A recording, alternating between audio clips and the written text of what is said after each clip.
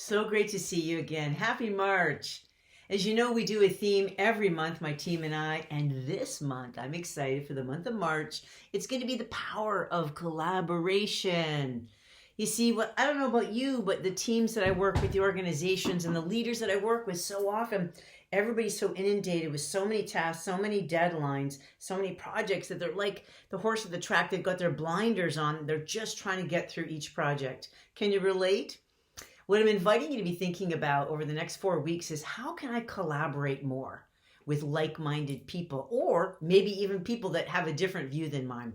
As you know, I'm a huge fan of my 4 rooms formula: your mentally fit room, your emotionally fit room, your physically fit room, and of course your spiritually fit room. So that will be how we roll this out. So let's do it. Let's enter into your mentally fit room with the whole thought of collaboration. Right now, we know that oftentimes we forget we're sitting there ruminating over something. And remember, ruminating is thinking something over and over again, right?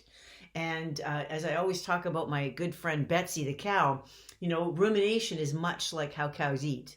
They chew their food, they spit it out, and yes, they regurgitate it, and they eat it back in again, and then they start again. That's what we do when we ruminate. So what have you been obsessing over, overthinking about, perhaps ruminating about, whether it's a project, whether it's something in your home life, whatever it may be? What is it where you could maybe just simply reach out to someone else and get some support?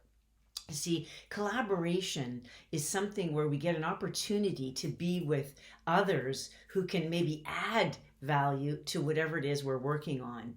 So let me give you an example. We've got International Women's Day coming up, yay, in March.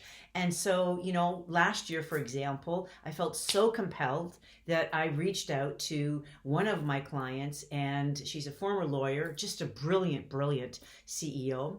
And she is so passionate about women's issues as I am. And we did an interview, and we did it live on LinkedIn and on Facebook. So for me, that collaboration really, really lifted me up, because it reminded me about what was important to me, the importance of connecting with other people, hearing their views. I don't necessarily always support everybody's views, but just hearing what they are. See, I always see life like a buffet. You take what you want, and you leave what you don't want. So here's your homework. Are you ready? Here you go. So in your mentally fit room, where could you use some support?